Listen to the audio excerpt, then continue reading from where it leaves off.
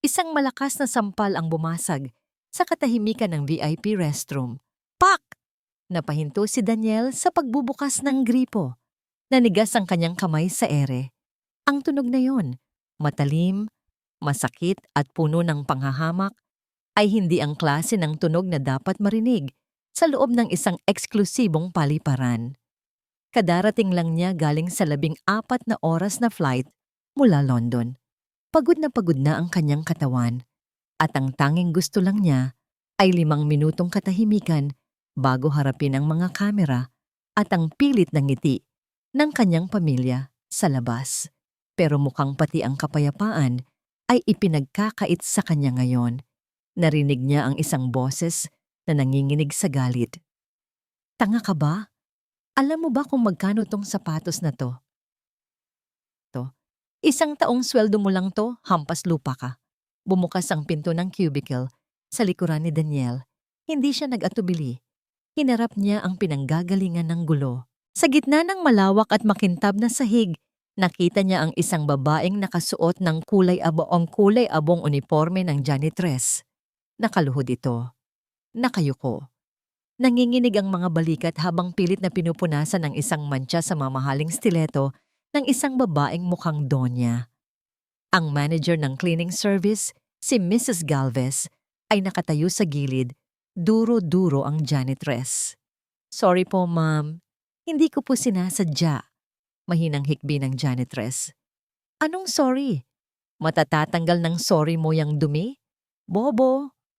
Sigaw ni Mrs. Galvez at akmang dadapo na naman ang kamay nito sa mukha ng babae. Subukan mong ituloy yan, mariing sabi ni Daniel. Ang boses niya ay mababa, pero dumagundong sa loob ng kwartong yon. Para itong utos mula sa cockpit kapag may turbulence. Kalmado pero mapanganib. Sabay-sabay silang napalingon. Namutla si Mrs. Galvez nang makita ang uniforme ni Daniel. Ang 4 na guhit sa balikat, ang gintong pakpak sa dibdib, at higit sa lahat, ang apelyidong nakaukit sa nameplate niya, Soriano. Si Captain Soriano! Nauutal na bati ng manager. Agad itong nagbago ng anyo. Mula sa pagiging leon, naging maamong tupa. Sir, pasensya na po. Itong tagalinis kasi namin, napakatanga. Dinumihan ang sapatos ni Ma'am Perez. Hindi pinansin ni Daniel ang manager. Ang mga mata niya ay nakapako sa babaeng nakaluhod. Nakita niyang dahan-dahang nag-angat ng tingin ng babae. Sa unang pagkakataon, nagtama ang kanilang mga mata. Inasahan ni Daniel na makakita ng takot o kaya ay pagmamakaawa. Sanay na siya sa mga taong lumalapit sa kanya para humingi ng pabor. Pero iba ang nakita niya. Ang mga mata ng babae ay malalaki at madilim. Puno ng luhang ayaw pumatak. May halong hiya, oo. Pero sa ilalim niyon, may isang uri ng tapang na pilit nagpupumiglas. Ang tapang ng isang taong sanay ng masaktan pero piniling huminga pa rin. Parang may kung anong kumurot sa dibdib ni Daniel. Sa mundo niyang puno ng mga pekeng ngiti at interes, ang mga matang iyon, ang pinakamakatotohanang bagay na nakita niya ngayong araw. Humakbang siya palapit. Tumayo ka, utos ni Daniel. Hindi sa manager, kundi sa janitress. Nag-alinlangan ang babae. Tumingin ito kay Mrs. Galvez na nanlilisik ang mga mata. Sabi ko, tumayo ka. Ulit ni Daniel. Mas malambot ngayon. Dahan-dahang tumayo ang janitress. Nayupi ang gilid ng kanyang uniforme. May mapulang marka sa pisngi kung saan siya sinampal. Bumaling si Daniel kay Mrs. Galvez at sa donyang may-ari ng sapatos. Magkano ang sapatos na yan? Tanong niya habang binubunot ang wallet mula sa bulsa. Captain, hindi na po kailangan. Tinanong ko kung magkano. Putol ni Daniel. Kumuha siya ng ilang malulutong na pera. Hindi na niya binilang at inabot ito sa donya. Bumili ka ng bago. At ikaw, Mrs. Galvez. Napalunok ang manager. Yes, sir? Kung makikita kitang mananakit ulit ng empleyado mo, sisiguraduhin kong ito na ang huling araw mo sa airport na to. Naiintindihan mo? Oo po, sir. Sorry po. Mabilis na nagmamadaling lumabas ang manager at ang donya. Takot na baka makarating sa administrasyon ang nangyari. Naiwan silang dalawa sa katahimikan. Humarap ulit si Daniel sa baba. Nanginginig pa rin ang mga kamay nito habang hawak ang mop. Dumukot si Daniel ng panyo sa kanyang bulsa. Puting-puti ito, may burda ng initials niya. Iniabot niya ito sa babae. Punasan mo ang mukha mo, sabi niya. Tinitigan lang ng babae ang panyo. Sir, madudumihan po. Mahal yan. Napangiti ng mapait si Daniel. Bakit ba lahat kayo?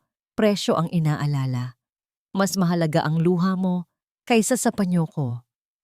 Kinuha niya ang kamay ng babae at inilagay doon ang panyo. Naramdaman niya ang gaspang sa mga palad nito, mga kamay na sanay sa hirap. Kuryente ang gumapang sa balat ni Daniel sa sandaling magdikit ang balat nila. Salamat po, sir. Bulong ng babae. Ang boses niya ay parang musika na wala sa tono. Basag, pero maganda. Anong pangalan mo? Tanong ni Daniel. Rhea po. Rhea Morales. Rhea, ulit ni Daniel. Parang ang sarap bigkasin. Huwag mong hayaang tapakan kanila, Rhea. Mas mataas ka kaysa sa inaakala mo. Tumango lang si Rhea, pero nakita ni Daniel ang bahagyang pamumula ng pisngi nito. Bago pa siya makapagsalita ulit, tumunog ang cellphone niya. Daniel, where are you? The press is waiting.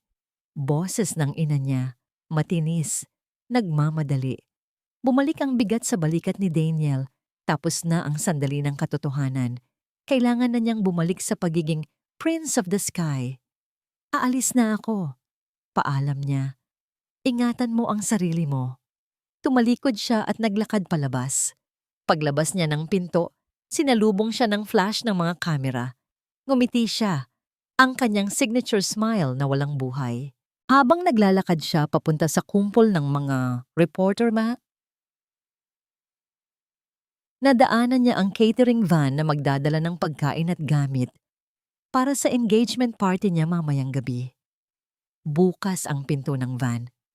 Nakita niya si Mrs. Galvez na tinutulak ang isang empleyado. Papasok sa loob ng van. Bilisan mo! Kulang ng tao sa mansyon ng mga Soriano. Kailangan kang maghugas ng pinggan doon buong gabi bilang parusa sa katangahan mo kanina. Napahinto si Daniel. Ang babaeng tinulak papasok sa van ay nakasuot pa rin ng abong uniforme. Hawak nito ang puting panyo na bigay niya. Si Rhea, titigil ang puso ni Daniel. Ang babaeng kakatapos lang niyang ipagtanggol. Ang babaeng may mga matang bumihag sa kanya sa loob ng ilang segundo. Ay siya ring alipin na magsisilbi sa sarili niyang engagement party mamayang gabi. At sa party na yon, ipapakilala na siya bilang ang mapapangasawa ni Bianca Llorente. Mabigat ang bawat hakbang ni Rhea habang pumapasok sa gate ng mansyon ng mga Soriano. Para siyang langgam na pumapasok sa pugad ng mga higante. Ang mga ilaw mula sa malalaking chandelier ay tumatagos sa bintana na parang mga matang nakatingin sa kanya. Hinuhusgahan ang kanyang pagkatao. Mahigpit ang hawak niya sa bulsa ng kanyang uniforme. Nandoon ang panyo, ang malambot at mabangong panyo na ibinigay ng piloto sa airport kanina. Ito lang ang bagay na nagbibigay sa kanya ng lakas ng loob ngayon. Hoy! Ano pang tinutunganga mo dyan? Sigaw ni Mrs. Galvez, sabay tulak sa kanya papasok sa service entrance. Magpalit ka na ng apron? Siguraduhin mong hindi ka magkakalat dito, kundi lagot ako kay Ma'am Bianca. Napayuko si Rhea. Opo, ma'am. Wala siyang choice. Kailangan niya ang extra pay ngayong gabi. Ang kapatid niyang si Ara ay nasa ospital pa rin. At ang bill ay parang halimaw na lumalaki araw-araw.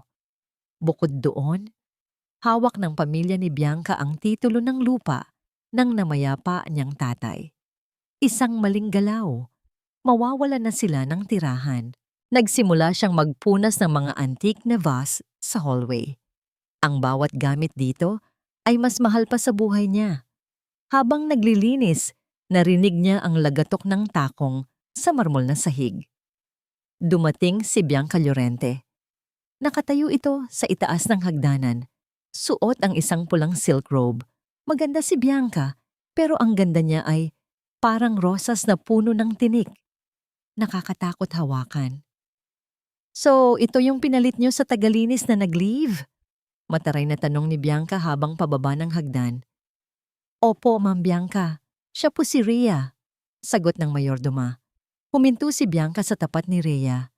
Naamoy ni Rhea ang matapang na pabango nito. Rhea, bigkas ni Bianca na parang may masamang lasa sa bibig. Pamilyar ang mukha mo. Di ba ikaw yung anak ng driver na nagnakaw sa daddy ko noon? Nanikip ang dibdib ni Rhea. Gusto niyang sumagot. Gusto niyang sabihing hindi nagnakaw ang tatay ko. Ginipit niyo lang siya. Pero kinagat niya ang kanyang labi hanggang sa malasahan niya ang dugo. Sorry po, ma'am. Iyon lang ang nasabi niya. Tss, like father, like daughter, irap ni Bianca. Linisin mo yung library. Ayokong makakita ng kahit isang alikabok. Darating si Daniel at ayaw niya ng makalat. Daniel. Ang pangalan ay parang kuryenteng dumaloy sa katawan ni Rhea. Siya ba yun? Ang Captain Soriano kanina? Dali-daling kinuha ni Rhea ang mga gamit panlinis at pumasok sa library para makaiwas kay Bianca. Napakatahimik sa loob ng library. Amoy lumang papel at kape. Dito, pakiramdam ni Rhea ay makakahinga siya kahit saglit. Sinimulan niyang punasan ang mahabang mesa. Sa gitna nito, may isang modelong eroplano, kulay ginto. Napakaganda. Hindi niya napigilan ang sarili. Hinawakan niya ito ng dahan-dahan, parang isang sagradong bagay. Naalala niya ang sinabi ng piloto kanina. Huwag mong hayaang tapakan kanila. Mas mataas ka kaysa sa inaakala mo. Gusto mo rin bang lumipad? Muntik nang mabitawan ni Rhea ang eroplano. Napasinghap siya at napalingon. Sa may pintuan, nakatayo si Daniel. Wala na ang uniforme nito. Nakasuot ito ngayon ng simpleng puting polo. Pero ang tikas niya ay hindi nabawasan. Ang mga mata niya, ang mga matang iyon na puno ng lungkot, ay nakatitig na naman sa kanya. Sir! Patawad po! Hindi ko po sinasadya. Nanginginig na sabi ni Rhea. Akmang ibababa ang eroplano. Ayos lang, malumanay na sabi ni Daniel. Pumasok ito at isinara ang pinto. Lumapit si Daniel sa kanya. Sa liit ng library, parang biglang naubos ang hangin. Sobrang lapit nila sa isa't isa. Ikaw yung sa airport, sabi ni Daniel. Hindi ito tanong. Sigurado siya. Bakit ka nandito? Di ba sinabi ko sayong huwag kang magpapaapi? Napayuko si Rhea. Kailangan ko po ng trabaho, sir. May sakit po ang kapatid ko. Natahimik si Daniel. Tinitigan niya ang babaeng nasa harap niya. Payat, mukhang pagod, pero napakalinis tingnan. Rhea, banggit ulit ni Daniel sa pangalan niya. Kinuha ni Daniel ang modelong eroplano mula sa kamay ni Rhea. Pero sa pag-abot niya, sinadya niyang dampian ang mga daliri ng dalaga. Mainit. Alam mo ba? Bulong ni Daniel. Minsan, mas gusto ko pang maging eroplano kaysa maging tao. Ang eroplano, alam kung saan papunta. May direksyon. Ako, parang pasahero lang sa sarili kong buhay. Napatingin si Rhea sa kanya. Sa unang pagkakataon, nakita niya ang kahinaan ng isang mayamang lalaki. Sir Daniel, mahinang sagot ni Rhea. Kahit pasahero po, nakakarating din sa pupuntahan. Basta huwag po kayong bababa ng eroplano habang nasa ere pa. Napangiti si Daniel. Isang totoong nangiti na umabot sa kanyang mga mata. Salamat, Rhea. Akmang may sasabihin pa sana si Daniel nang biglang bumukas ng malakas ang pinto. Daniel? Boses ni Bianca. Mabilis na lumayo si Rhea, yumuko at nagkunwaring nagpupunas ng mesa. Bumalik ang kaba sa kanyang dibdib na parang tambol. Pumasok si Bianca. Ang mga mata ay palipat-lipat kay Daniel at kay Rhea. Matalas ang tingin niya. Parang radar na nakasagap ng isang bagay na hindi tama. Nakita niya ang pamumula sa mukha ni Rhea. Nakita niya ang kakaibang lambot sa mukha ni Daniel na agad na palitan ng lamig nang makita siya. Hindi sumigaw si Bianca. Mas nakakatakot kapag tahimik ang isang ahas bago tumuklaw. Lumapit si Bianca kay Daniel at yumakap sa braso nito. Tila minamarkahan ang kanyang teritoryo. Hon, andyan na ang mga bisita mo para sa stag party? Malambing na sabi ni Bianca. Pero ang mga mata ay nakapako kay Rhea. Mga boys lang, inuman, tawanan. Bumaling si Bianca kay Rhea. Ngumiti ito nang nakakikilabot. Ikaw babae, kulang kami ng server para sa inuman nila sa pool area mamaya. Bibianca, saway ni Daniel. Huwag na siya. Pagod na siya. Lalong humigpit ang hawak ni Bianca sa braso ni Daniel. Ang selos ay parang laso na kumalat sa utak niya. Pinagtatanggol mo siya? Ang basurang ito? Nonsense, Daniel. Tawa ni Bianca. Pero walang saya ang tawa niya. Bayad siya, di ba? Sayang naman ang sweldo. Lumapit si Bianca kay Rhea at bumulong. Sapat lang para silang dalawa ang makarinig. Pumunta ka sa pool area mamaya. Ikaw ang magsisilbi ng alak sa mga kaibigan ni Daniel at siguraduhin mong mag-aayos ka. Ayokong mapahiya ang fiancé ko sa itsura mong yan.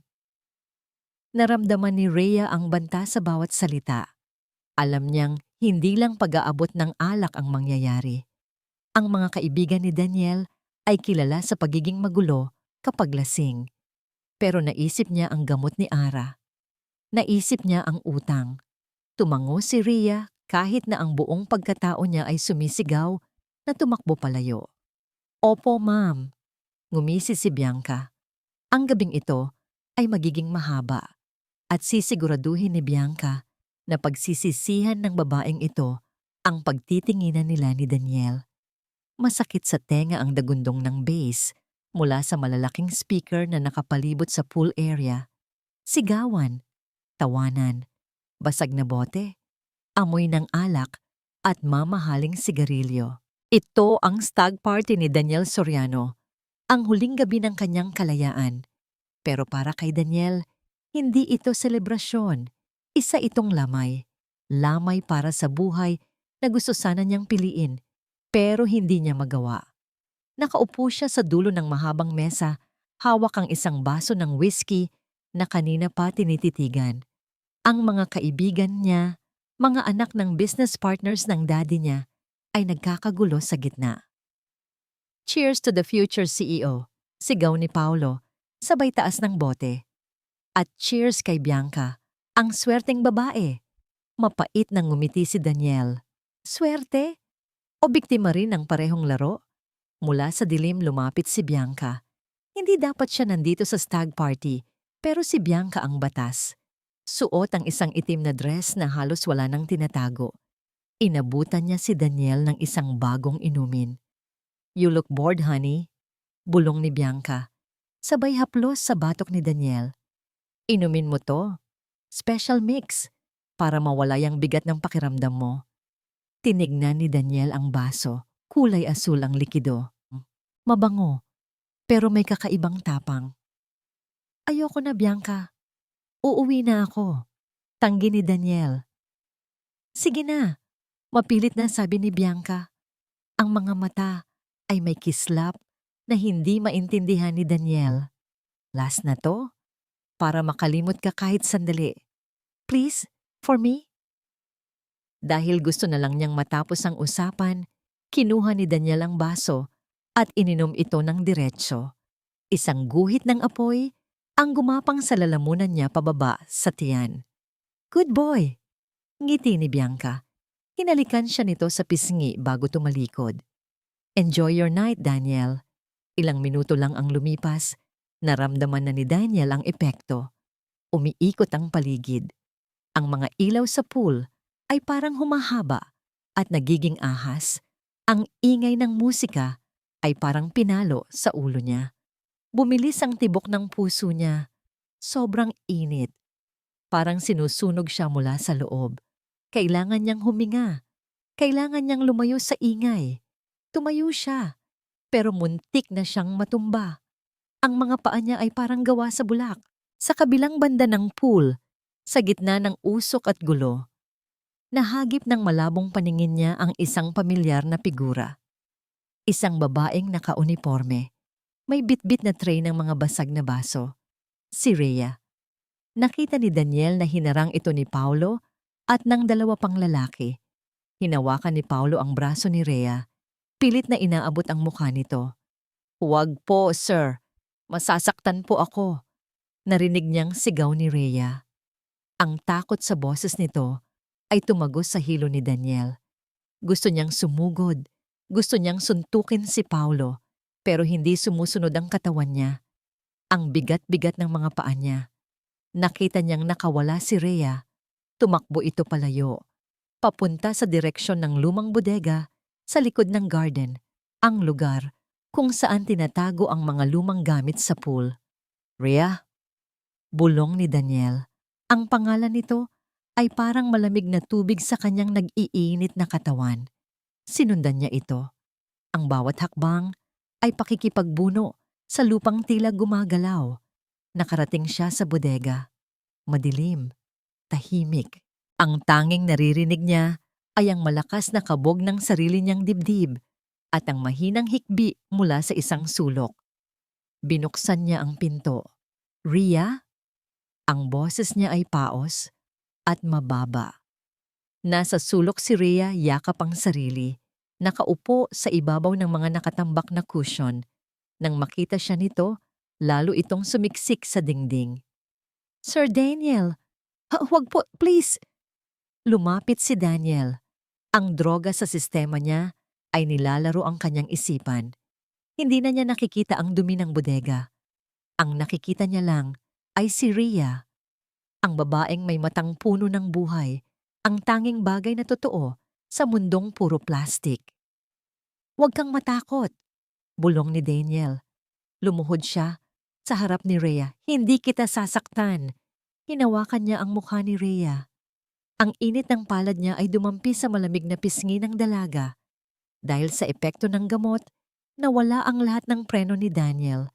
Nawala ang Captain Soriano. Nawala ang fiancé ni Bianca. Ang natira na lang ay isang lalaking uhaw na uhaw sa pagmamahal. "Bakit ganito?" tanong ni Daniel, halos sa sarili na lang. "Bakit ikaw lang ang nakikita ko?" Tinitigan siya ni Rhea. Nakita ng dalaga na wala sa sarili si Daniel. Pula ang mga mata nito at pawis na pawis. Pero sa kabila ng kalasingan, nandoon pa rin ang lungkot na nakita niya sa library. "Sir, lasing po kayo," nanginginig na sabi ni Rhea. "Bumalik na po kayo sa kanila." "Ayoko," mabilis na sagot ni Daniel. Inilapit niya ang mukha kay Rhea. "Dito lang ako, sayo." At hinalikan niya ito. Hindi ito sa pilitan. Ito ay halik ng isang taong nalulunod na nakakita ng huling piraso ng kahoy sa gitna ng dagat. Mapusok, desperado. Naramdaman ni Daniel ang pagkabigla ni Rhea, pero hindi ito nanlaban.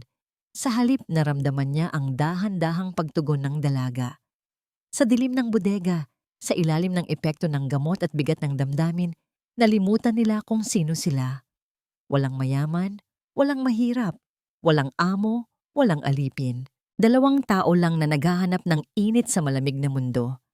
Ang gabing iyon ay naging isang panaginip na ayaw nilang magiso. Isang kasalanang matamis at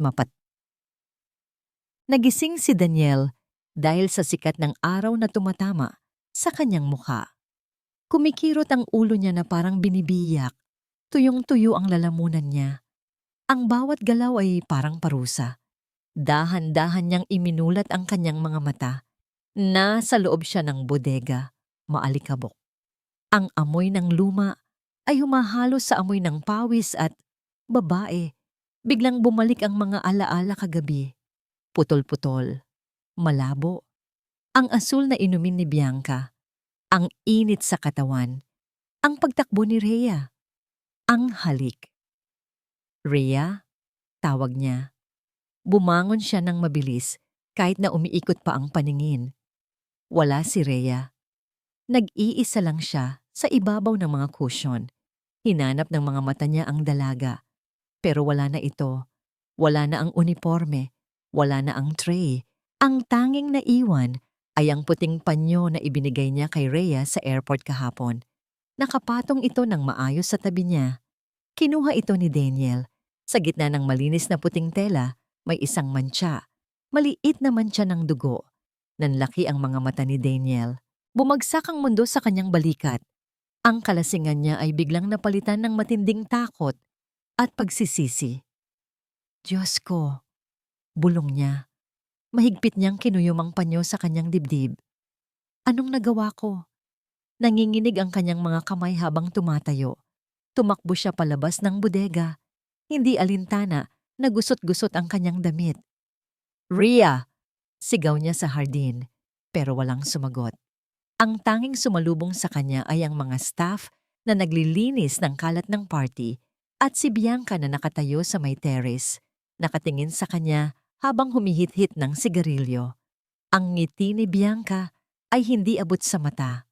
Alam niya na may nangyari at alam ni Daniel sa sandaling iyon na ang buhay niya ay hindi na muling babalik sa dati.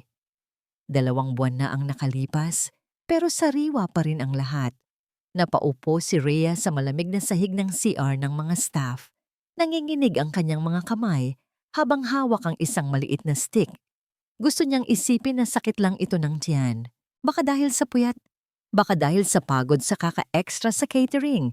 Pero hindi nagsisinungaling ang plastic na hawak niya. 2 pulang guhit. Positibo. Napahawak si Rhea sa kanyang tiyan.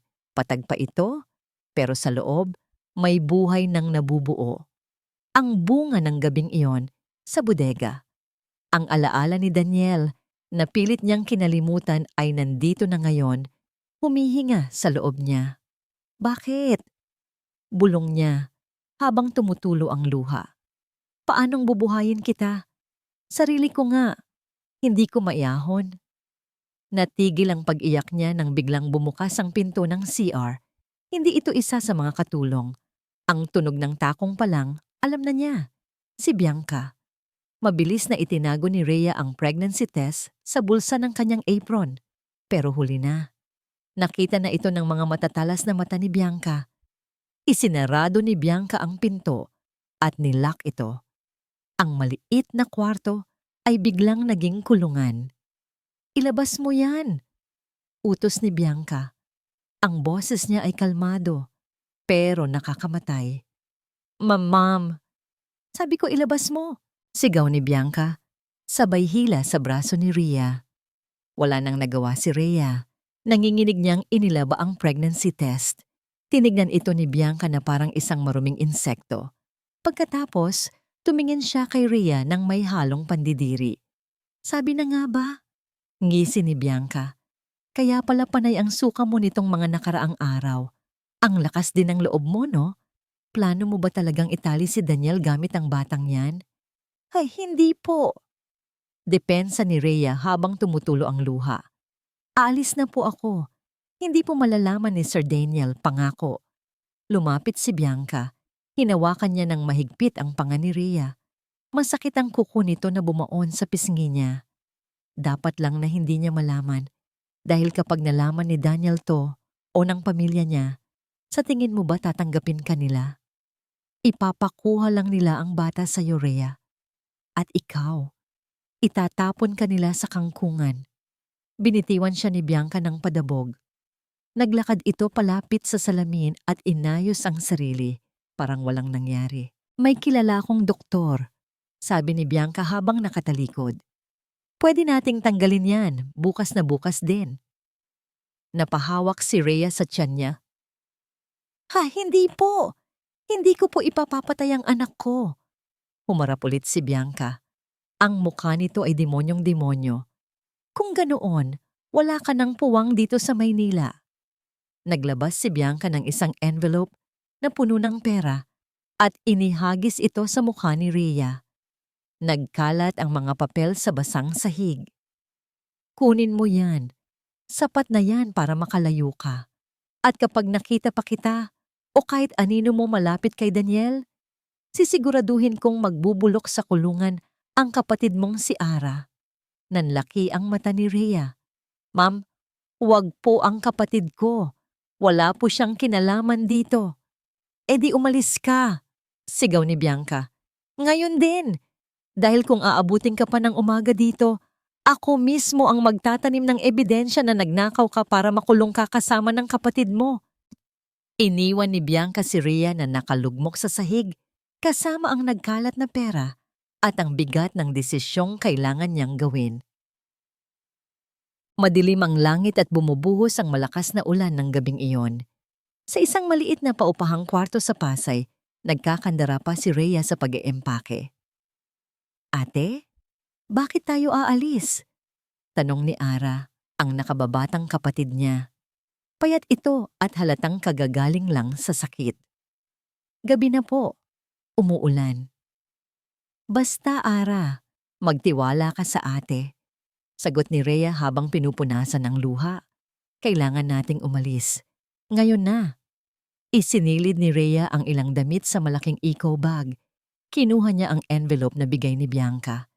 Masakit sa loob niya tanggapin ang perang iyon, pero kailangan niya ito para mabuhay ang kapatid niya at ang batang nasa sinapupunan niya. Huli niyang kinuha ang puting panyo ni Daniel na nakatago sa ilalim ng unan. Tinignan niya ito sandali. Ang dugo ay nagmarka na at naging kulay kalawang. Ito na lang ang alaala ng ama ng anak niya.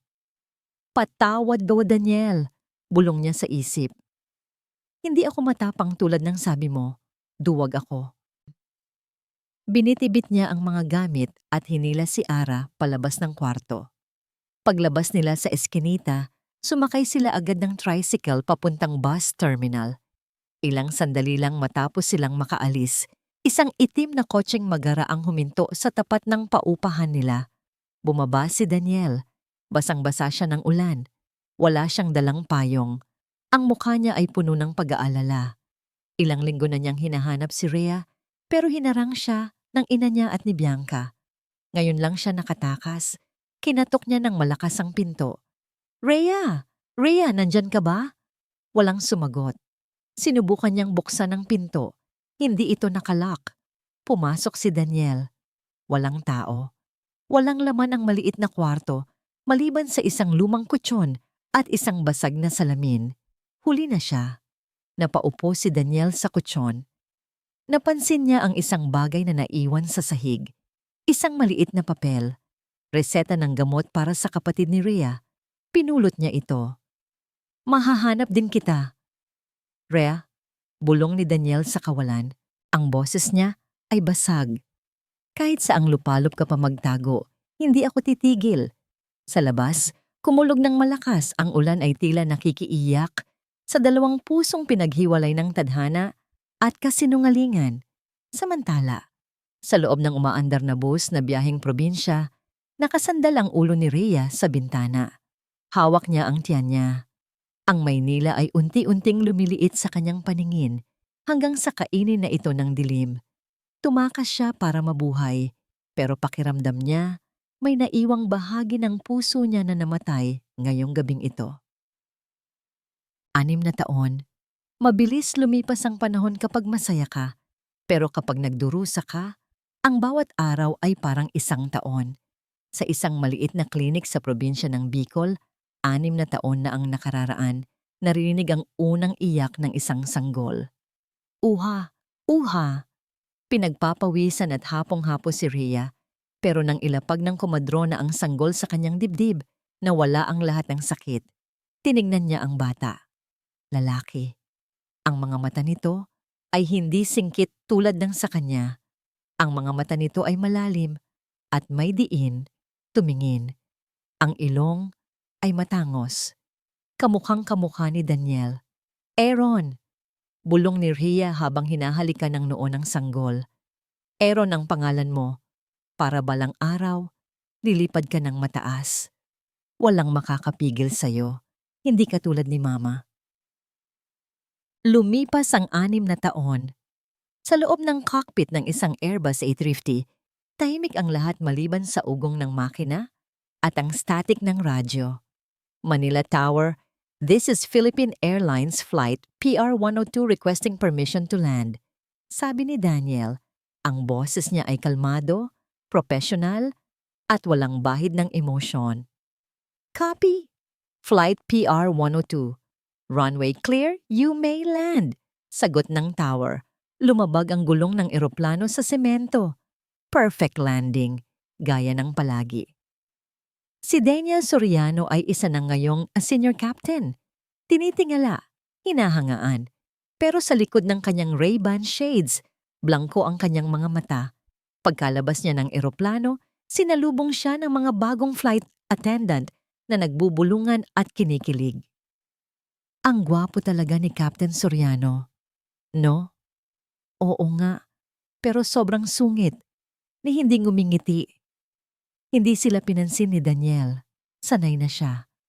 Mula ng gabing iyon 6 na taon na ang nakararaan, isinara na niya ang puso niya. Naging robot siya ng pamilya niya.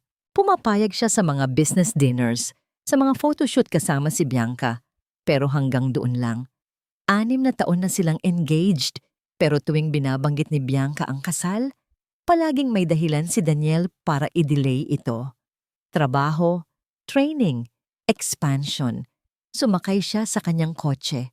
Bago niya paandarin ang makina, binuksan niya ang glove compartment. Nandoon pa rin ang isang lumang litrato, isang stolen shot ni Rhea sa airport na nakuha niya sa CCTV footage bago ito binura ng security. Malabo ang kuha, pero sapat na para maalala niya ang mukha nito. "Saan ka ba nagpunta?" Bulong niya. Isinara niya ang compartment ng padabog at pinaharurot ang sasakyan. Samantala, sa isang probinsya, "Mama, Mama, look, airplane." Napatingin si Rhea sa langit. Nakita niya ang isang eroplano na gumuguhit ng puting linya sa asul na himpapawid. Sa tabi niya, tumatalon-talon ang 6 na taong gulang na si Aaron. Hawak nito ang isang laruang eroplano na gawa sa kahoy. Siya mismo ang nag-ukit. "Ang galing! Di ba, Ma? Balang araw, ako ang magdadrive niyan," masiglang sabi ni Aaron. Napangiti si Rhea pero may kirot sa dibdib niya. Nasa dugo talaga. Hindi maitatanggi. Lumapit ang kapatid niyang si Ara, na ngayon ay dalaga na at nakapagtapos na ng vocational course. "Ate," tawag ni Ara. Tumawag yung agency galing Maynila. Tanggap ka raw bilang supervisor sa cleaning service ng Enaya. Natigilan si Rhea, Maynila. Ang lugar ng kanyang bangungot. Ang lugar kung saan nandoon siya. "Malaki ang sweldo, ate," dagdag ni Ara. "Sapat para sa pag-aaral ni Aaron sa private school at para makapag-ipon tayo ng sariling bahay." Tinignan ni Rhea si Aaron. Ang sapatos nito ay pudpud na. Ang bag ay tahi-tahi na lang. Matalino ang anak niya at alam niyang hindi sapat ang kinikita niya sa paglalaba dito sa probinsya para mabigyan ito ng magandang kinabukasan. Huminga ng malalim si Rhea. "Sige," desisyon niya. "Babalik tayo." 6 na taon na. Siguro naman, nakalimutan na siya ng mga Soriano. Siguro naman ligtas na. Isa pa, malaki ang airport. Imposibleng magkita sila ulit. Pamuntingip. Terminal 3, Naya. Maingay, magulo, puno ng tao. Nakauniforme na naman si Rhea pero ngayon iba na. Hindi na siya ang janitress na nakayuko. Siya na ang supervisor. May hawak na siyang radyo at clipboard. Ang buhok niya ay nakapusod ng maayos at ang mukha niya ay may tapang na dulot ng pagiging ina. "Ara, hawakan mong mabuti si Aaron, ha?" Bili ni Rhea habang inaayos ang schedule ng mga tauhan niya sa lobby. "Diyan lang kayo sa waiting area. Matatapos na ang shift ko." "Opo, ate. Don't worry," sagot ni Ara. Pero sadyang malikot si Aaron. Habang abala si Ara sa pagtingin sa cellphone, nakita ni Aaron ang isang grupo ng mga piloto na naglalakad palabas ng arrival gate. Namangha ang bata. Para silang mga superhero na nakauniforme. Dala ang kanyang kahoy na eroplano, tumakbo si Aaron palapit para makita sila ng malapitan. "Vroom! Vroom!" Ginaya niya ang tunog ng makina habang tumatakbo. Hindi niya napansin ang isang lalaking naglalakad nang mabilis habang may kausap sa telepono. Bugsh! Pumangga si Aaron sa binti ng lalaki. Nalaglag ang kahoy na eroplano. Nabali ang pakpak nito. Natigilan ang lalaki. Ibinaba nito ang telepono at dahan-dahang tumingin sa baba. Nanlaki ang mga mata ni Aaron. Natakot siya. Baka pagalitan siya. Sorry po, Sir Pilot. Nauutal na sabi ng bata. Pinulot niya ang sirang laruan. Nasira po yung plane ko. Lumuhod ang lalaki. Si Daniel. Inasahan ng mga nakapaligid na magagalit si Captain Soriano. Mainitin ang ulo nito lalo na kapag galing sa long-haul flight. Pero nang makita ni Daniel ang mukha ng bata, parang tumigil ang mundo. Ang mga matang iyon, ang hugis ng ilong, ang paraan ng pagkakunot ng noo nito. Parang nananalamin si Daniel sa sarili niyang pagkabata. Kinuha ni Daniel ang sirang laruan. Mahilig ka sa eroplano? Tanong ni Daniel. Ang boses niya ay malambot. Isang tonong hindi na niya nagamit sa loob ng 6 na taon. Tumango si Aaron. Opo, gusto ko po maging captain gaya niyo. Napangiti si Daniel. Isang totoong ngiti. Aaron! Aaron! Nasaan ka? Narinig ni Daniel ang isang pamilyar na boses na sumisigaw. Boses na gabi-gabi niyang naririnig sa kanyang panaginip. Napalingon siya at napatingin sa babaeng tumatakbo palapit. Nanigas si Daniel. Si Rhea, mas mature na ito, mas may laman. Pero siya pa rin yun. Ang babaeng minahal niya at nawala. Tumigil si Rhea nang makita kung sino ang kausap ng anak niya. Namutla siya. Nalaglag ang clipboard na hawak niya. Ang tadhana na akala niya ay napakaloob na ay muling nagbiro sa pinakamasakit na paraan. Nagkatinginan silang tatlo. Ang ama, ang ina, at ang anak na hindi alam ang katotohanan. Rhea! Bulong ni Daniel at dahan-dahang tumayo. Sa takot at panik, hinablot ni Rhea si Aaron. Tara na! Sigaw niya at mabilis na tumakbo palayo. Hila-hila ang naguguluhang bata. Naiwan si Daniel na nakatayo sa gitna ng airport. Hawak pa rin ang sirang pakpak ng laruang eroplano ni Aaron. Ang puso niya ay kumalabog ng malakas, hindi dahil sa gulat, kundi dahil sa isang hinala na nagsisimula ng mabuo sa kanyang isipan. Mahigpit na nakakuyom ang palad ni Daniel sa maliit na piraso ng kahoy, ang nabaling pakpak ng laruang eroplano. Nakatayo siya sa gitna ng busy na arrival area, pero parang huminto ang mundo sa paligid niya. Ang ingay ng mga pasahero, ang tawag ng mga flight attendant sa pangalan niya. Lahat yun ay naging bulong na lang. Ang nasa isip niya lang ay ang mga mata ng batang yon. At si Rhea. Rhea. Bulong niya. Biglang bumalik ang ulirat ni Daniel. Hindi siya pwedeng tumayo lang dito. 6 na taon siyang naghintay. 6 na taon siyang naghahanap. Hindi niya hahayaang mawala ulit si Rhea ng ganun-ganun lang. Tumakbo si Daniel. Captain! Sir, saan po kayo pupunta? Ang press conference po. Sigaw ng kanyang co-pilot. Hindi lumingon si Daniel. Nilampasan niya ang security line. Nilampasan niya ang mga fans na nag-aabang. Tumakbo siya palabas ng exit gate. Ang kanyang mga mata ay mabilis na nag-scan sa dami ng tao sa labas. Saan sila nagpunta? Sa dulo ng waiting area, malapit sa sakayan ng taxi, nakikita niya ang isang pamilyar na likod. Hila-hila nito ang bata. Nagmamadali. Takot. Rhea! Sigaw ni Daniel. Lumingon ang ibang tao, pero hindi si Rhea. Mas binilisan nito ang lakad.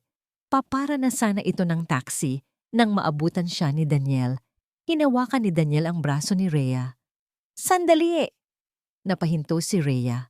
Naramdaman ni Daniel ang panginginig ng katawan nito sa ilalim ng kanyang hawak. Dahan-dahang lumingon si Rhea. Ang mukha nito ay maputla, parang nakakita ng multo. Bitawan niyo po ako, sir, mahinang sabi ni Rhea. Hindi ito makatingin sa kanya ng diretso. Bakit ka tumakbo? Hinihingal na tanong ni Daniel. 6 na taon, Rhea, bigla ka na lang nawala. Tapos ngayon, magkikita tayo at tatakbo ka ulit? Sir, Marami pa po akong trabaho. Baka mapagalitan ako ng manager ko. Rason ni Rhea pilit na kumakawala. Pero hindi bumitaw si Daniel. Ang mga mata niya ay lumipat sa batang nakakapit sa binti ni Rhea. Si Aaron, nakatitig ang bata kay Daniel, walang takot, kundi pagkamangha. "Hello po, Sir Pilot," bati ni Aaron. "Kayo po ba yung nasa billboard sa labas?" Parang tinambol ang dibdib ni Daniel, ang boses ng bata, ang hugis ng panga. Kahit ang tikas ng tayo nito, lumuhod si Daniel para maging kapantay ang bata. Hindi niya mapigilan ang sarili. May kung anong lukso ng dugo na humihila sa kanya palapit dito. "Hi," bati ni Daniel. "Anong pangalan mo?" "Aaron po," sagot ng bata sabay ngiti. At sa ngiting iyon, nakita ni Daniel ang sarili niya nung bata pa siya. Nakita niya ang mga litrato niya sa album ng mami niya. Imposible. Imposibleng nagkakataon lang ito. Tumingala si Daniel kay Rhea. Seryoso ang mukha niya ngayon. Ang lungkot ay napalitan ng isang mabigat na tanong. "Rhea?" sabi ni Daniel. "Ilang taon na siya?" Namutla lalo si Rhea. Hinawakan nito ng mahigpit si Aaron at hinila palapit sa kanya, parang poprotektahan ng bata mula kay Daniel. "6 po," sagot ni Rhea na uutal. 6. Sakto sa panahon ng pagkawala niya. Sakto sa gabing iyon sa bodega. Tumayo si Daniel. Ang puso niya ay parang sasabog sa kaba at pag-asa. Anak ko ba siya? Diretsahan. Walang paligoy-ligoy. Nanlaki ang mga mata ni Rhea. Nakita ni Daniel ang takot doon. Takot na mabuking. Takot na mawalan. Hindi! Mabilis na tanggi ni Rhea. Masyadong mabilis. "Hindi niyo siya anak, sir. Anak ko siya sa asawa ko." "Asawa?" Ulit ni Daniel.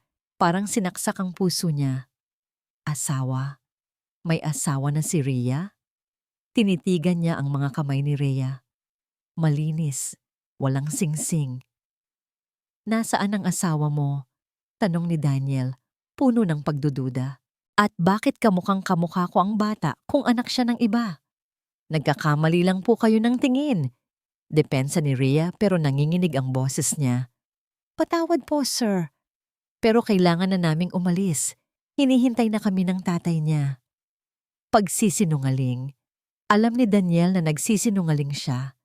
Kilala niya ang mga mata ni Rhea, ang mga matang yon na hindi marunong magtago ng emosyon noon.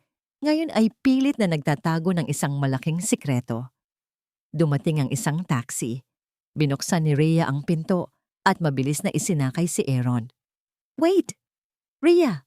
Hindi pa tayo tapos mag-usap." Pigil ni Daniel. "Tapos na po tayo, sir. Matagal na," sagot ni Rhea. Isang huling tingin ang ibinigay niya kay Daniel. Tingin na puno ng sakit at paalam bago niya isinara ang pinto. Pinanood ni Daniel ang paglayo ng taxi. Naiwan siyang nakatayo sa bangketa. Hawak pa rin ang sirang pakpak ng laruan. Ang sakit ng sinabi ni Rhea na may asawa na siya ay nandoon. Pero mas nangingibabaw ang kutob niya. Ang instinct niya bilang piloto na nagsasabing may mali sa radar. Hindi siya naniniwala. Kinuha niya ang cellphone niya. Ang kamay na sanay sa pagpapalipad ng dambuhalang makina ay nanginginig ngayon habang nagdadial ng numero. "Hello? Mike?" Bungad ni Daniel sa kaibigan niyang private investigator. "Oh, Captain, napatawag ka? Akala ko ba may press con ka?" "Kalimutan mo muna yon," mariing sabi ni Daniel. Ang boses niya ay bumalik sa pagiging strikto at desidido. "May ipapahanap ako sa'yo. Ngayon din." "Sino?" "Rhea Morales, supervisor sa cleaning service ng NEA Terminal 3. Alamin mo ang lahat tungkol sa kanya, saan siya nakatira, sino ang kasama niya." Huminto sandali si Daniel. Tinitigan niya ang laruang pakpak sa palad niya. "At alamin mo kung sino ang tatay ng anak niyang si Aaron. Gusto ko ng resulta sa lalong madaling panahon." Binaba niya ang telepono. Tumingin siya sa direksyon kung saan nawala ang taxi. "Kung akin siya, Rhea," bulong ni Daniel sa hangin, Ang mga mata ay nag-aapoy sa determinasyon. Hinding-hindi ako papayag na ilayo mo siya sa akin. Samantala, sa isang madilim na sulok ng parking lot, hindi malayo sa kinatatayuan ni Daniel, isang itim na van ang nakaparada. Bumaba ang bintana sa backseat. Nakatago sa likod ng dark glasses, pinanood ni Bianca ang buong eksena. Nakita niya ang pagtakbo ni Daniel, nakita niya ang paghawak nito kay Rhea, at higit sa lahat, nakita niya ang bata. Dahan-dahang tinanggal ni Bianca ang kanyang salamin. So, bulong ni Bianca, at isang ngangisi ang gumuhit sa kanyang labi. Bumalik ka na pala, daga, at may dala ka pang maliit na peste. Kinuha ni Bianca ang kanyang telepono at tinawagan ang kanyang trusted bodyguard. Sundan mo ang taxi na yon, utos niya. Alamin mo kung saan sila nakatira. Mukhang kailangan nating maglinis ng kalat. Isang brown envelope ang nakapatong sa dashboard ng kotse ni Daniel. Nasa tapat siya ng isang maliit na parke sa Pasay. Hindi kalayuan sa address na ibinigay ng private investigator niya. Binuksan niya ulit ang folder. Binasa ang report. Name, Rhea Morales. Civil status, single. Children, 1, Aaron Morales. Father, unknown. Unknown, bulong ni Daniel. Napahigpit ang hawak niya sa manibela. Nagsinungaling ka, Rhea, walang asawa, walang tatay. Tumingin siya sa labas ng bintana. Linggo ngayon. Maraming bata sa parke. At doon, sa may swing, nakita niya ito. Si Aaron. Nakasuot ito ng kupas na t-shirt pero malinis tingnan. Mag-isa itong naglalaro habang ang ibang bata ay may mga kasamang tatay. Nakaupo naman si Rhea sa isang bench sa malayo, abala sa pagbibilang ng barya. Marahil ay budget para sa tanghalian nila. Huminga ng malalim si Daniel. Kinuha niya ang paper bag sa passenger seat. Lumabas siya ng kotse. Tinanggal niya ang kanyang mamahaling coat at iniwan ito sa loob. Tinupin niya ang sleeves ng kanyang polo hanggang siko. Gusto niyang magmukhang tao, hindi isang sir. Naglakad siya palapit sa swing. Napansin siya ni Aaron. Nanlaki ang mga mata ng bata nang makilala siya. Sir Pilot! Masayang bati ni Aaron. Muntik na itong tumalon mula sa umaandar na swing. Agad na lumapit si Daniel at inalalayan ang bata hanggang sa huminto ang swing. Ingat! Nakangiting sabi ni Daniel. Ang magaling na piloto, marunong maglanding ng maayos. Tumawa si Aaron. Ang tawa nito ay musika sa tenga ni Daniel. Parang tinutunaw nito ang yelo sa puso niya na naipon sa loob ng 6 na taon. Sir, sinusundan niyo po ba kami? Tanong ng bata. Inosente at diretsahan. Napalunok si Daniel. Matalino ang batang to. Hindi naman. Pagsisinungaling niya. May ibibigay lang sana ako sa'yo. Kapalit nung nasira ko kahapon. Iniabot ni Daniel ang paper bag. Binuksan ito ni Aaron at napasinghap. Sa loob ay isang die-cast metal model ng Airbus A380, ang mismong eroplanong pinalilipad ni Daniel. Detalyado, mabigat, mahal. Wow! Bulong ni Aaron. Hinawakan niya ito ng dahan-dahan, parang takot na magasgasan. Totoo po ba ito? Ang bigat. Akin yan dati. Sabi ni Daniel, lumuluhod para maging kapantay ang bata. Pero sa tingin ko, mas bagay na sa'yo yan ngayon. Tinitigan siya ni Aaron. Talaga po? Sabi ni Mama, bawal tumanggap ng regalo sa hindi kakilala. Hindi naman ako ibang tao. Sagot ni Daniel. Gusto niyang sabihing, ako ang tatay mo, pero pinigilan niya ang sarili. Kaibigan ako ng mama mo dati. Talaga po? Friends kayo ni Mama? Oo, matagal na. Sinimulan ni Daniel na turuan si Aaron tungkol sa eroplano. Itinuro niya ang flaps, ang rudder, ang engine. Habang nagpapaliwanag siya, napansin niya ang isang habit ni Aaron. Kapag nag-iisip ang bata o seryosong nakikinig, kinukusot nito ang dulo ng ilong gamit ang hinlalaki. Natigilan si Daniel. Ganoon din siya. Ganoon din ang daddy niya. Ito ang lukso ng dugo. Ang hindi maipaliwanag na koneksyon na nagsusumigaw na katinagpo mo ang sarili mong laman at dugo. Hindi na malaya ni Daniel na tumulo ang isang luha sa kanyang mata. Sir Pilot, bakit po kayo umiiyak? Tanong ni Aaron. Pinunasan agad ni Daniel ang luha niya. Wala. Masaya lang ako na nagustuhan mo. Akmang hahawakan sana ni Daniel ang buhok ng bata nang biglang may humablot kay Aaron. Aaron! Si Rhea, hinihingal ito. Ang muka ay puno ng takot at galit. Niyakap niya si Aaron nang mahigpit at inilayo kay Daniel. Mama, look! Binigyan ako ni Sir Pilot ng plane. Masayang pakita ni Aaron sa laruan. Tinabig ni Rhea ang kamay ng anak. Nalaglag ang mamahaling laruan sa damuhan. Sabi ko sa'yo, huwag kang kakausap ng hindi mo kilala. Sigaw ni Rhea kay Aaron. Nagulat ang bata at nagsimulang umiyak. Tumayo si Daniel. Ang awa niya sa bata ay napalitan ng inis kay Rhea. Rhea, huwag mong sigawan ng bata. Wala siyang kasalanan. Mariing sabi ni Daniel. Humarap si Rhea sa kanya. Nangingilid ang luha sa mga mata nito. Layuan mo kami, Sir Daniel. Pakiusap. Bumalik ka na sa mundo mo. Huwag mo kaming idamay sa gulo ng buhay mo. Humakbang palapit si Daniel. Gulo? Ang anak ko ba ang tinatawag mong gulo? Nanigas si Rhea. Alam ko na, Rhea, patuloy ni Daniel. Ang boses niya ay mababa pero puno ng awtoridad. Nagpaimbestiga ako. Walang asawa, walang tatay. At ang bata, kamukhang kamukha ko siya. Pati ang kilos niya. Huwag mo nang itanggi. Umiling si Rhea. Hindi mo alam ang sinasabi mo. E di magpa-DNA test tayo, hamon ni Daniel. Ngayon din, dalhin natin siya sa ospital. Namutla si Rhea. Alam niyang talo siya kapag nangyari iyon. Bakit ba hindi mo na lang kami hayaan? Sumumbat si Rhea, tumulo na ang luha. Masaya na kami, Daniel. Tahimik ang buhay namin. Kapag nalaman ng pamilya mo to, kapag nalaman ni Bianca, guguluhin nila kami. Kukunin nila si Aaron sa akin. Doon naintindihan ni Daniel. Hindi itinatago ni Rhea ang bata dahil sa hiya. Itinatago niya ito dahil sa takot. Takot sa kapangyarihan ng mga Soriano at Llorente. Lumambot ang ekspresyon ni Daniel. Hindi ko hahayaang mangyari yun, pangako niya. Ako ang bahala. Poprotektahan ko kayo. Hindi mo kaya, Daniel. Mapait na sagot ni Rhea. Hindi mo sila kilala. At hindi mo kayang talikuran ang pangalan mo.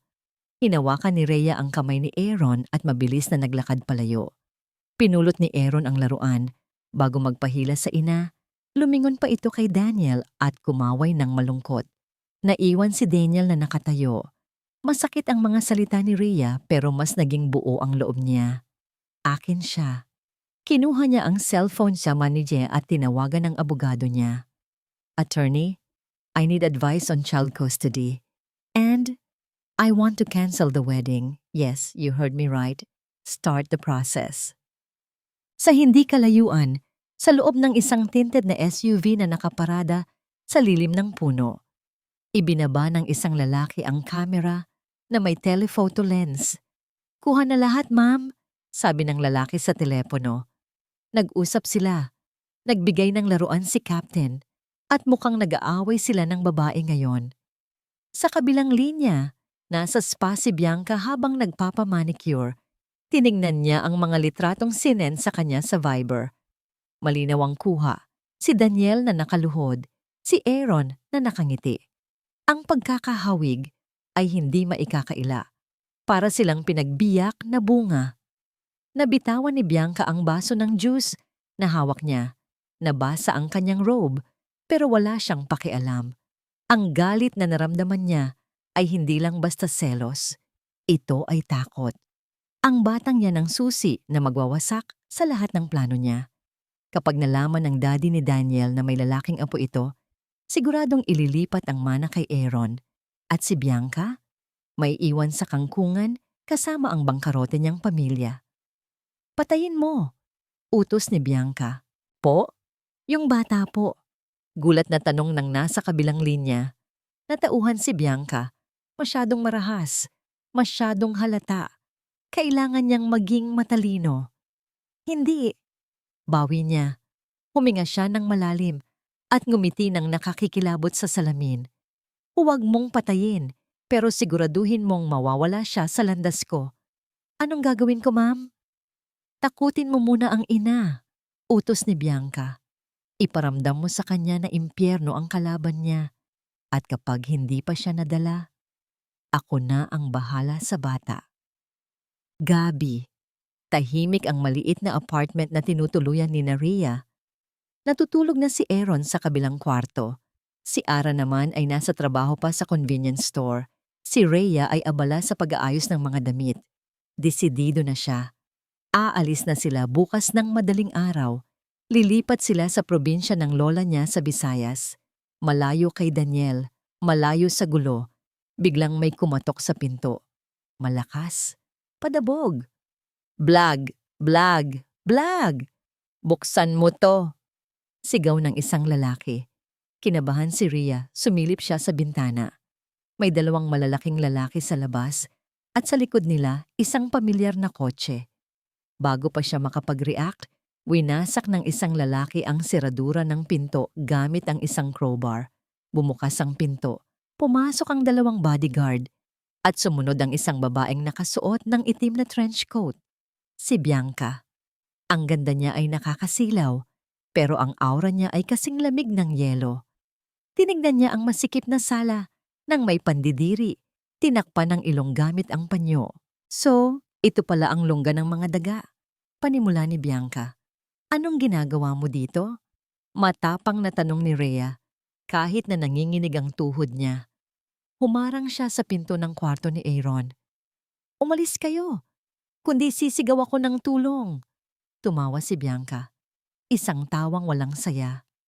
Sige, sumigaw ka. Sa tingin mo ba may makakarinig sa'yo sa lugar na to? Binayaran ko na ang landlady niyo para magbingi-bingihan. Lumapit si Bianca kay Rhea. Alam kong nagkita kayo ni Daniel, bulong ni Bianca. At alam ko na nakita niya ang bastardo mong anak. Huwag mong tawaging bastardo ang anak ko, sigaw ni Rhea. Bakit? Totoo naman ha, asik ni Bianca. Anak sa labas, bunga ng isang pagkakamali.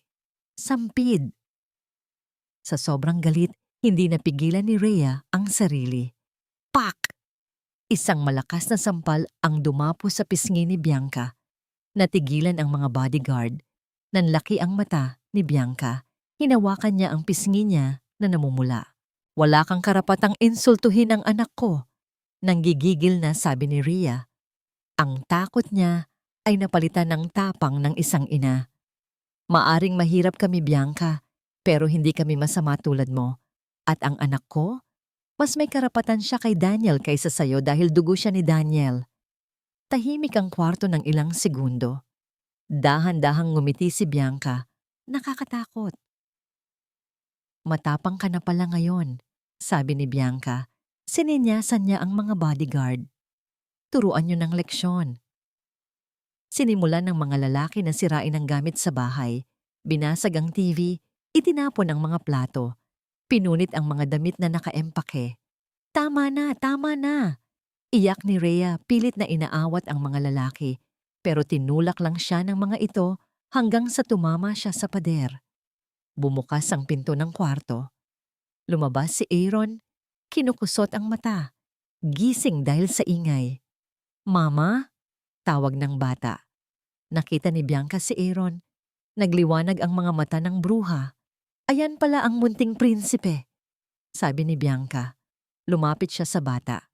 Huwag mong gagalawin ang anak ko, sigaw ni Rhea. Tumakbo siya at niyakap si Aaron. Ginawang panangga ang sarili niyang katawan. Yumuko si Bianca at bumulong sa mag-ina. Makinig ka, Rhea. Ito ang huling babala. Lumayas kayo sa Maynila. Dahil sa susunod na magkita tayo, aksidente naman ang mangyayari. At sa mga aksidente, pwedeng may mamatay. Tumayo si Bianca, inayos ang coat at naglakad palabas. Let's go! Masyado nang mabaho dito. Naiwan si Rhea na yakap-yakap ang umiiyak na si Aaron sa gitna ng wasak nilang tahanan. Kinabukasan, hindi na hinintay ni Rhea ang gabi. Tanghaling tapat, bit-bit ang natitirang gamit, at kasama si Aaron, naglakad sila papunta sa sakayan ng bus. Wala si Ara. Susunod na lang daw ito. Kailangan nilang makalayo agad. Seryoso si Bianca. Habang naghihintay sila sa tawiran, mahigpit ang hawak ni Rhea sa kamay ni Aaron. Ma, saan tayo pupunta? Bakit sira ang toys ko? Tanong ni Aaron. Basta nak, maglalaro tayo ng hide and seek. Kailangan magtago tayo sa lugar na hindi nila tayo makikita. Nag-go signal ang traffic light para sa mga tao. Tumawid sila. Nasa gitna na sila ng kalsada nang makarinig si Rhea ng isang malakas na harurot ng makina. Rom! Mula sa kanan, isang motorsiklo ang humahagibis. Naka-helmet ang driver. Hindi ito humihinto kahit naka-red light. Diretso ito sa kakanila. Aaron! Sa isang iglap, tinulak ni Rhea si Aaron palayo. Pero nahagip pa rin ang bata. Tumilapon si Aaron. Ang maliit niyang katawan ay gumulong sa semento. Tumama ang ulo niya sa gutter ng bangketa. Ang motorsiklo ay hindi huminto. Mabilis itong umalis, parang walang nangyari. Aaron! Sigaw ni Rhea. Tumakbo siya sa anak niya. Walang malay si Aaron. May dugo na umaagos mula sa ulo nito, dumadaloy sa semento, kinukulayan ng pula ang puti niyang t-shirt. Tulong! Tulungan niyo kami! Ang anak ko! Hiyaw ni Rhea. Ang boses niya ay puno ng teror. Nagsimulang magkumpulan ng mga tao. May tumawag ng ambulansya, pero parang ang bagal ng oras. Sa di kalayuan, sa loob ng kanyang kotse na nakasunod sa kanila, dahil sa tip ng PI, nakita ni Daniel ang kumpol ng tao. Nakita niya ang babaeng sumisigaw. Kinabahan siya. Bumaba si Daniel at tumakbo. Hinawin niya ang mga tao. At doon, nakita niya ang bangungot. Si Rhea puno ng dugo ang damit. Yakap ang walang malay na si Aaron. Rhea, nag-angat ng tingin si Rhea. Nang makita niya si Daniel, humagulgol siya. Wala na ang galit. Ang natira na lang ay ang pagmamakaawa ng isang ina. Daniel, tulungan mo siya. Hindi siya gumagalaw. Daniel, ang anak natin. Sa wakas, inamin niya. Sa harap ng kamatayan, lumabas ang katotohanan. Anak natin. Hospital Emergency Room. Kagulo. Code Blue! Pediatric trauma! Sigaw ng nurse. Isinakay si Aaron sa stretcher. Hawak ni Daniel ang kamay ni Rhea habang tumatakbo sila kasabay ng stretcher. BP is dropping! He's losing too much blood! Sigaw ng doktor. Hinarang sila sa pinto ng operating room. Hanggang dito na lang po kayo. Napaupo si Rhea sa sahig. Nanginginig. Duguan. Si Daniel naman ay nakatayo, nakasandal sa pader, tulala. Maya-maya lumabas ang doktor. Mukhang problemado. Sino ang magulang ng bata? Ako po ang nanay. Mabilis na tayo ni Rhea. Ako ang tatay. Sabay lapit ni Daniel. Mrs., Mister, kailangan ng immediate surgery ng bata. Pero masyado siyang maraming nawalang dugo.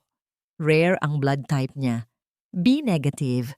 Wala kaming stock sa blood bank ngayon. Nanlamig si Rhea. Oo plus ako doc. Hindi pwede.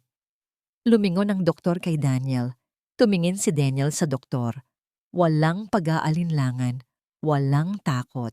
Binuksan niya ang butones ng kanyang manggas at itinaas ito. Ipinapakita ang kanyang braso. Kunin niyo ang dugo ko. Matatag na sabi ni Daniel. B-negative ako. Ako ang donor niya. Nagkatinginan si Rhea at Daniel. Sa sandaling iyon, wala nang kailangang sabihin. Ang dugo ang nagsasalita. Ang dugo ni Daniel na nananalaytay kay Aaron ang tanging makakapagligtas dito. Sumama po kayo sa akin, sir. Bilisan natin, sabi ng nurse. Bago pumasok si Daniel, lumingon siya kay Rhea. Mabubuhay siya, Rhea.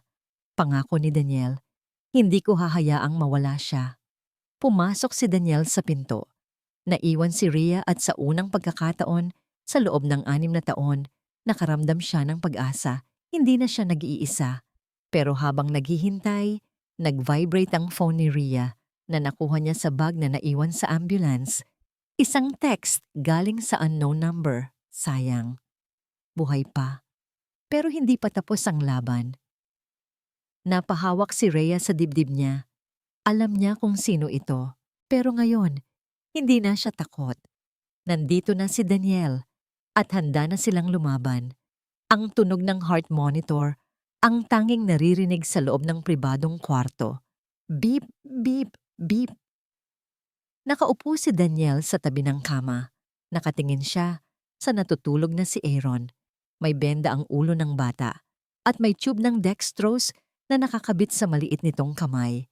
Sa kabilang braso ni Aaron, dumadaloy ang dugo. Ang dugo ni Daniel. Huminga ng malalim si Daniel.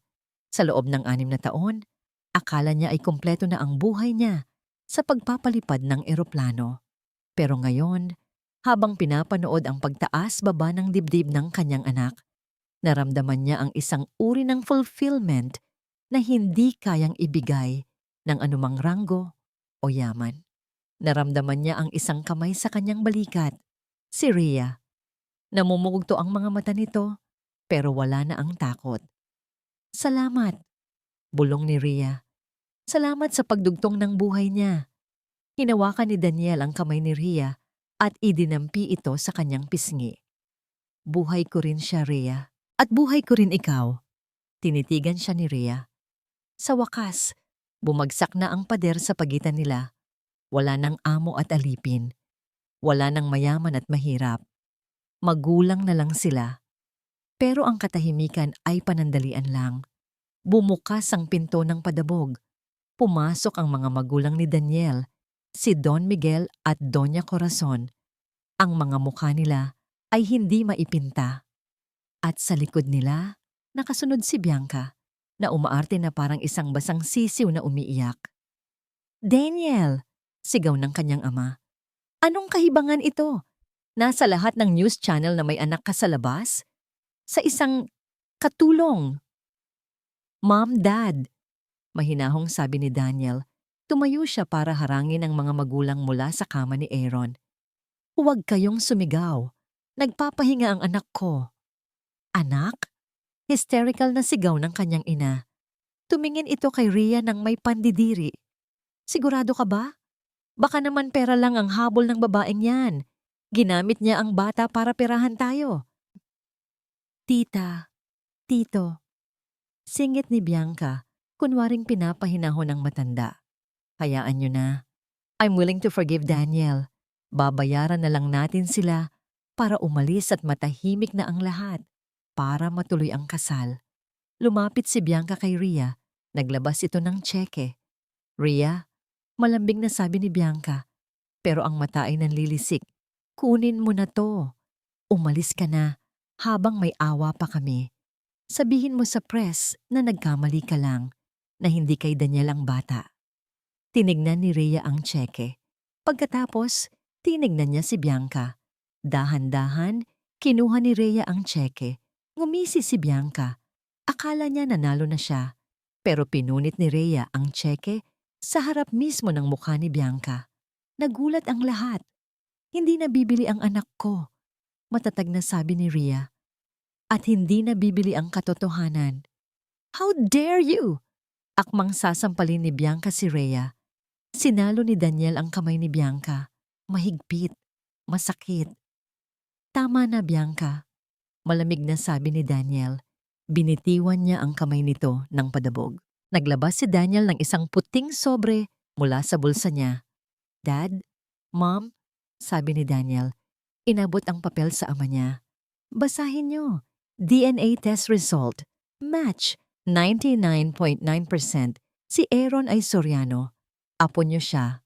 Nanlaki ang mata ni Don Miguel habang binabasa ang papel. Napatingin siya sa batang natutulog. Nakita niya ang pagkakahawig. Unti-unting nawala ang galit sa mukha ng matanda. Pero Daniel, pilit pa rin ni Bianca. Kahit na anak mo siya, Bastardo pa rin siya. Isang kahihiyan.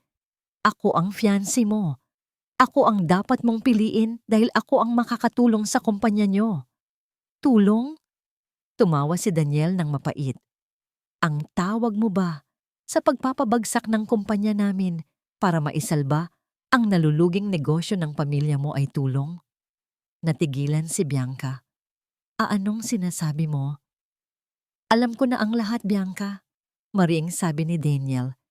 Alam ko na ginagamit mo lang ako. At alam ko rin, bumukas ang pinto. Pumasok si Ara, ang kapatid ni Rhea, hawak ang isang cellphone. Na ikaw ang nag-utos na takutin si Rhea. At ikaw ang dahilan kung bakit na aksidente ang anak ko. Pinindot ni Ara ang play button. Umalingaw-ngaw sa kwarto ang boses ni Bianca mula sa recording noong gabing sumugod ito sa apartment. Makinig ka, Rhea. Sa susunod na magkita tayo, aksidente naman ang mangyayari. At sa mga aksidente, pwedeng may mamatay. Namutla si Bianca. Parang hinigop ang lahat ng dugo sa mukha niya. Napasinghap si Doña Corazon. Bianca, nagawa mo yon? Sa isang bata? Tita, hindi. Fake yan. In-edit nila yan. Pagtanggi ni Bianca. Pero nanginginig na siya. Get out! Mahinang sabi ni Don Miguel. Tito, I said get out! Sigaw ng ama ni Daniel. Wala kaming manugang na demonyo. Canceled ang kasal. At sisiguraduhin kong babagsak ang kumpanya nyo sa ginawa mo sa apo ko. Napaupo si Bianca sa sahig. Wala na. Tapos na ang lahat ng plano niya. Ang imperyong binuo niya sa kasinungalingan ay gumuho na. Tinawag ni Daniel ang security. Ilalabas niyo ang babaeng to at siguraduhin niyong makakarating sa pulisya ang ebidensya. Habang hinihila ng security si Bianca palabas, nagpupumiglas ito at sumisigaw ng mga sumpa, pero wala nang nakikinig sa kanya. Model Martinko. Lumapit ang mga magulang ni Daniel sa kama ni Aaron. Hinaplos ni Doña Corazon ang buhok ng bata. Ang kanyang mga mata ay puno ng luha ng pagsisisi at pagmamahal. Apo ko, bulong niya. Napatingin si Don Miguel kay Daniel. Ang mukha nito ay hindi nagalit, kundi pagod at puno ng pag-asa. Daniel, anak, patawarin mo kami. Masyado kaming nabulag sa yaman at pangalan. Ayos lang po, Dad, sabi ni Daniel. Hinawakan niya ang kamay ng ama. Ang mahalaga, ngayon, alam na natin ang totoo. Lumingon si Daniel kay Rhea. Hawak nito ang kamay ni Aaron, umiiyak ng tahimik. Lumapit si Doña Corazon kay Rhea at yumakap. Rhea, patawarin mo kami, Ija, sabi ng ina ni Daniel habang humahagulgol. Pinahirapan ka namin, hindi namin alam. Napakawalang hiya namin. Ayos lang po, tita, sagot ni Rhea, niyakap din ang matanda. Ang mahalaga, ligtas na si Aaron. Sa wakas, ang pamilya na binuo ng kasinungalingan ay nagkalasog-lasog na at ang pamilya na binuo ng pagmamahal at paghihirap ay nagsisimula pa lang mabuo. Kinabukasan, sa isang mas tahimik na press conference na ginanap sa labas ng ospital, isinakay sa wheelchair si Aaron, katabi niya si Rhea, at sa likod nila, nakatayo si Daniel kasama ang kanyang mga magulang. Hindi na si Daniel ang mapilit ng ngumiti sa kamera. Ang Daniel ngayon ay puno ng tiwala at determinasyon. Hindi po ito tungkol sa akin o sa kung sino mang celebrity. Panimula ni Daniel, ang boses niya ay malinaw at matatag. Ito po ay tungkol sa katotohanan. 6 na taon kong itinago sa sarili ko ang isang malaking pagkakamali. 6 na taon kong hinayaan ang takot na kontrolin ako. Hinarap niya ang mga kamera. Si Rhea Morales po ang ina ng anak ko. At si Aaron Morales po ang anak ko. Nagulat ang mga reporter.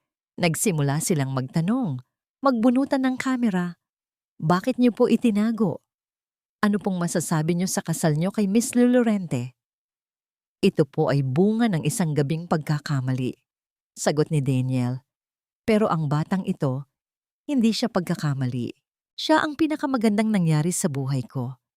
Hinawakan ni Daniel ang kamay ni Rhea at inilapit sa kanya. Si Rhea po ay pinagbantaan at pinahirapan ng aming dating fiancé, si Miss Bianca Llorente, para itago ang katotohanan. Nariyan po ang lahat ng ebidensya. Mayroon po kaming DNA test results at audio recordings. Paparusahan po si Miss Llorente sa ilalim ng batas. Patuloy ni Daniel. At ako po, bilang ama, ay handang gawin ang lahat para protektahan ang pamilya ko. Kinakansela ko po ang kasal ko kay Miss Bianca Llorente. Malinaw na deklarasyon ni Daniel. At handa po akong talikuran ang lahat ng pwedeng mawala sa akin, maging ang posisyon ko sa kumpanya, para lang maibigay sa aking anak at sa kanyang ina ang kapayapaan na nararapat sa kanila. Nagbulungan ang mga reporter. Isang malaking eskandalo ito. Ang isang Soriano ay handang itapon ng lahat para sa isang janitress at sa anak nito. Pero hindi na alintana ni Daniel ang sasabihin ng mundo. Ang tingin niya ay nakapako lang kina Rhea at Aaron. Lumapit si Daniel kay Aaron. Hinaplos niya ang buhok ng bata. Mula ngayon, Aaron, sabi ni Daniel, hindi ka na mag-iisa. Nandito si Papa, nandito si Mama, at magkasama tayong lilipad nang walang takot. Napangiti si Aaron.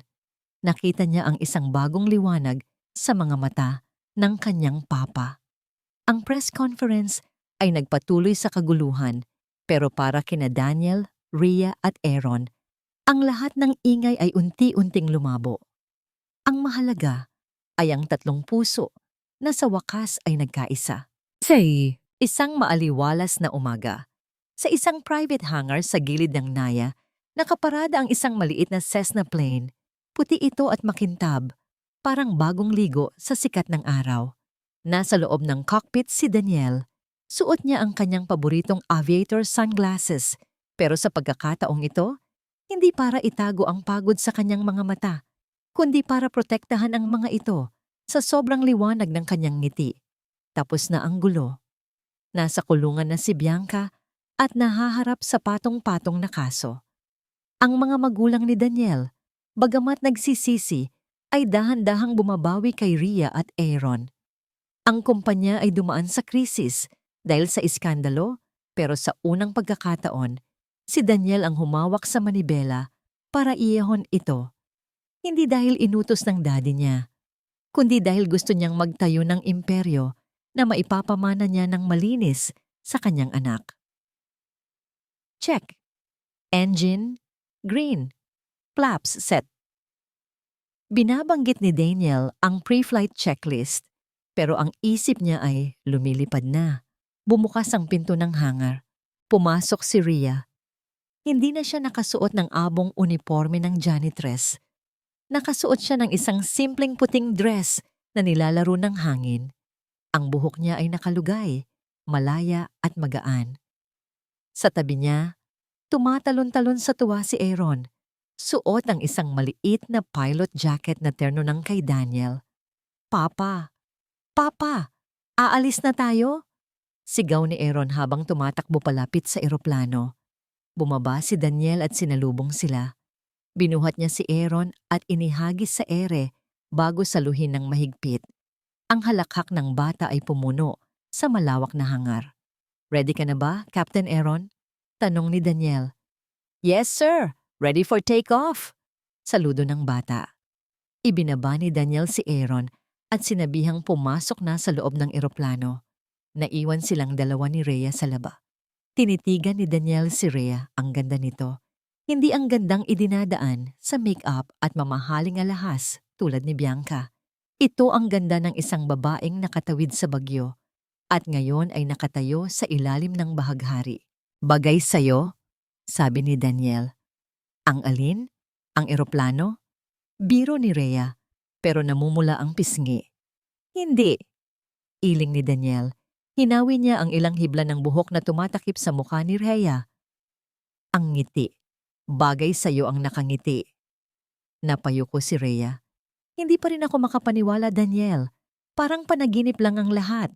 Dati, tinitignan lang kita sa malayo habang nagpupunas ako ng sahig. Ngayon, sasakay na ako sa eroplanong ikaw ang magpapalipad.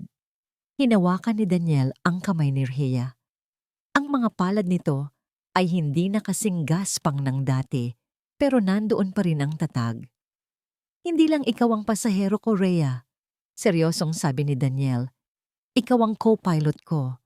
Sa eroplanong to at sa buhay ko, wala nang maiiwan, wala nang tatakas. Naluha si Rhea pero agad niyang pinunasan ito. Salamat, bulong niya. Salamat sa pagiging matapang para sa amin. Hindi, sagot ni Daniel. Itinaas niya ang kamay ni Rhea at hinalikan ito. Ikaw ang nagturo sa akin ng tapang. Ang tapang na harapin ang mundo kahit walang-wala ka. Ang tapang na protektahan ang mahal mo kahit buhay mo ang kapalit. Mama, Papa, tara na. Mainip na ang clouds. Sigaw ni Aaron mula sa bintana ng eroplano. Nagkatitigan sila at natawa. Opo, sir, sagot ni Daniel. Inalalayan niya si Rhea pasakay. Isinara ang pinto. Umugong ang makina. Dahan-dahang umusad ang eroplano sa runway. Bumilis, mas mabilis, hanggang sa maramdaman nila ang pag-angat ng mga gulong mula sa lupa. Lumipad sila. Sa baba, lumiit ang Maynila. Ang mga building na dati ay parang mga higanting kulungan ay naging maliliit na kahon na lang. Ang traffic, ang ingay, ang polusyon, lahat ay naiwan sa lupa. Dito sa taas, asul lang ang nakikita. Payapa. Malawak. Lumingon si Daniel sa likod. Nakadikit ang mukha ni Aaron sa bintana. Manghang-mangha sa mga ulap na parang bulak. Tumingin siya sa tabi niya. Nakapikit si Rhea, dinadama ang paglipad. Hawak nito ng mahigpit ang kamay ni Daniel na nakapatong sa throttle. Hinigpitan din ni Daniel ang hawak. Sa wakas, naintindihan na niya ang tunay na kahulugan ng paglipad. Hindi ito ang pagtakas sa problema. Hindi ito ang pagiging nasa taas para tignan ng iba ng mababa. Ang paglipad ay ang paglaya mula sa takot. Daniel, tawag ni Rhea. Iminulat nito ang kanyang mga mata at tumingin sa kanya. Saan tayo pupunta? Ngumiti si Daniel. Tumingin siya sa horizon kung saan nagsasalubong ang dagat at langit. Walang hangganan. Kahit saan, sagot niya. Basta magkakasama tayo. Papa! Sigaw ulit ni Aaron. Paglaki ko, ako naman ang magdadrive para sa inyo ni Mama. Dadaling ko kayo sa moon. Tumawa si Daniel at Rhea. Ang tawa nila ay sumabay sa ugong ng makina. Lumilikha ng isang perpektong himig ng bagong simula. Walang sikreto, walang pagpapanggap, isang pamilya, isang biyahe, at isang pag-ibig na nagkaroon ng tapang na lumipad. At dito nagtatapos ang kwento ng pag-ibig, pagsubok, at bagong simula nina Daniel, Rhea, at ng munting si Aaron. Maraming salamat po sa inyong matiyagang pakikinig. Hanggang sa huling sandali. Tunay na isang malaking karangalan para sa akin na samahan niyo sa paglalakbay na ito. Habang binuo ko ang bawat kabanata ng buhay ni Rhea at Daniel, hindi ko rin mapigilang maging emosyonal. Naramdaman ko ang bigat ng sakripisyo ng isang ina at ang takot ng isang lalaking naghahangad ng kalayaan. Ang kwentong ito ay hindi lang basta tungkol sa pagmamahalan, kundi isang paalala sa atin na ang tunay na pag-ibig ay nangangailangan ng tapang. Tapang na harapin ang mga pagkakamali ng nakaraan, tapang na magpatawad, at tapang na ipaglaban ang pamilyang pinili nating mahalin. Sana po ay nakapag-iwan ng kwentong ito ng kaunting liwanag at pag-asa sa inyong mga puso. Kung may pinagdadaanan man kayo ngayon na parang isang malakas na bagyo, lagi niyo sanang tandaan na pagkatapos ng ulan, may bahaghari at may langit na naghihintay. Gusto ko pong marinig ang inyong mga damdamin at opinyon tungkol sa ating kwento, kaya huwag po kayong mahiya na mag-iwan ng komento sa ibaba. Ang inyong mga salita ay nagsisilbing inspirasyon para patuloy pa tayong makabuo ng mga kwentong kapupulutan ng aral. Hanggang sa muli nating pagkikita, sa susunod na kabanata ng Buhay at Pag-ibig. Maraming salamat po at pagpalain tayong lahat.